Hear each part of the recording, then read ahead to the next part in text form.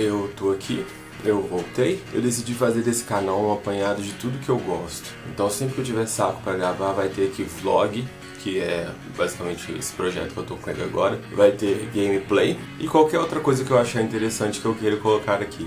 Eu vejo na TV o que eles falam sobre o jovem não é sério. O jovem no Brasil nunca é levado a sério. É a primeira vez que vocês estão me vendo de regata porque tá bem abafado, vai cair uma chuva do caralho. O meu cabelo tá meio grande também porque eu não acho ninguém que saiba cortar ele direito. Eu já vinha pensando há algum tempo a voltar com o canal, mas eu ainda não tinha um ponto de início. Até que eu comecei a refletir sobre muitas coisas que têm acontecido na minha vida pós-pandemia, como tem acontecido na vida de todo mundo. Eu acho que a pandemia passou a ser um marco zero na vida das pessoas. Esse vídeo não vai ficar tão longo, porque a minha intenção é fazer um projeto duplo. Eu começo a falar aqui sobre determinado assunto e ele termina no meu podcast, que eu vou deixar aqui no link embaixo. Então se você tiver interesse, você pode ver o vídeo e continuar ouvindo o podcast. Ou você pode só ouvir e ver a escolha é sua. Esses dias eu tenho pensado sobre como a interrupção de uma personalidade na adolescência é perigosa e até mesmo talvez bruta. A minha adolescência começou ali em 2006, 2005 e durou até meados de 2014. E a minha adolescência foi marcada pelo movimento emo. A galera que estava começando a descobrir a internet, as coisas estavam começando a acontecer, foi marcada pelo Orkut, pelo MSN. Então havia muitas descobertas, havia muitas personalidades, havia muita criação de coisa nova.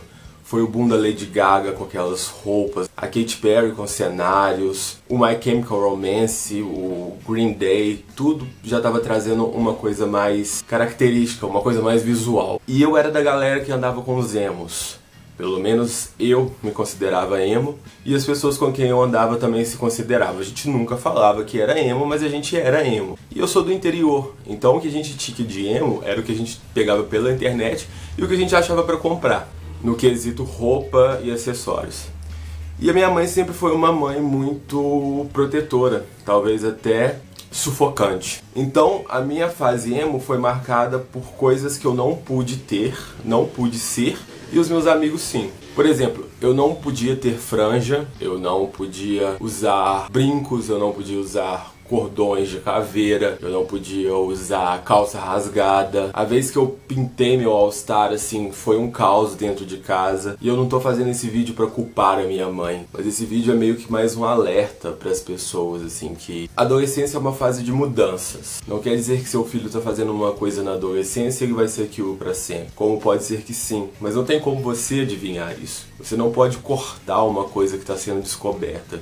Você está atrapalhando o desenvolvimento psicológico e a personalidade do seu filho. Eu não sei até que ponto essa poda que vinha disfarçada de proteção atrapalhou a minha vida adulta. Eu acho que também não deve existir uma briga, não deve existir uma medida de força. A partir do momento que você é adolescente e seus pais começam a medir forças, você tem que saber que você vai sofrer.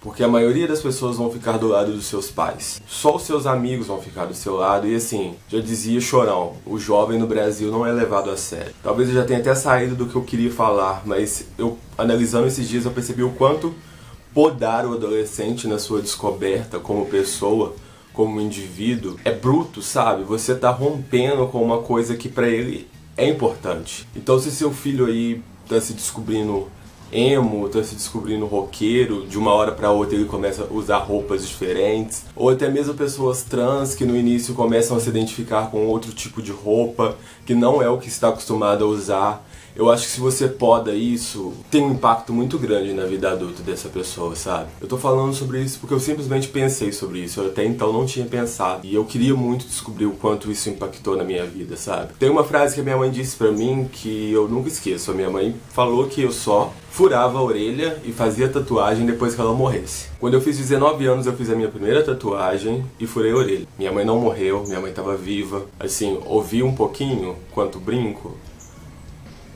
Na verdade, por incrível que pareça, eu não ouvi por nenhum dos dois. Por incrível que pareça, ela não brigou, não houve discussão. Então eu acho que assim, é muita tempestade para pouco copo d'água. Eu acho que tudo sentado e conversado e colocado em linhas palpáveis, em diálogo, é resolvido, sabe?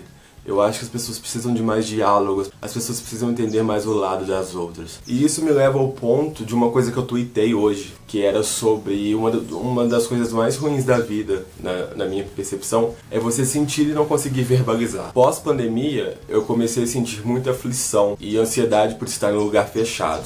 Talvez por passar muito tempo dentro de casa. E eu comecei a trabalhar como home office. Aquilo dali tem me dado algumas paranoias, algumas dores de cabeça que eu prefiro aprofundar no podcast, que lá eu posso falar melhor. Eu trabalho no meu quarto, no meu computador. E depois, quando eu quero ter um momento de lazer, eu quero jogar, eu quero conversar com amigos, eu quero fazer alguma coisa diferente no computador, aquele ambiente de trabalho, ele nunca deixa de ser de trabalho. Então é como se eu dormisse dentro de um escritório. Eu sei que é necessário, eu não tenho como ter um escritório agora, eu não tenho como montar uma sala.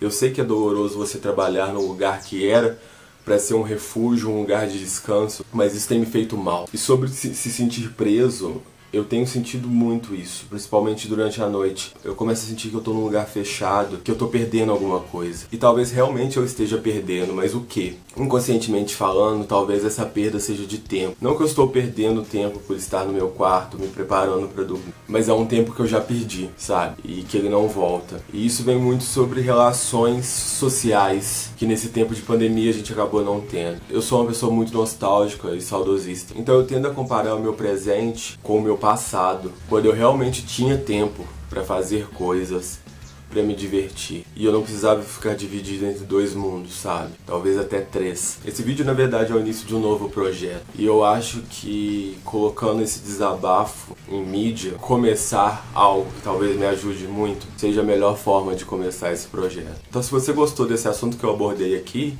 e quer ouvir mais sobre isso, mais do que eu tenho para falar sobre isso, que o podcast vai estar em todas as plataformas digitais. Não vai ter data certa para sair vídeos e podcasts. Eu vou tentar gravar um por semana, mas eu já percebi que a partir do momento que eu traço essa meta, não funciona. Obrigado e até mais.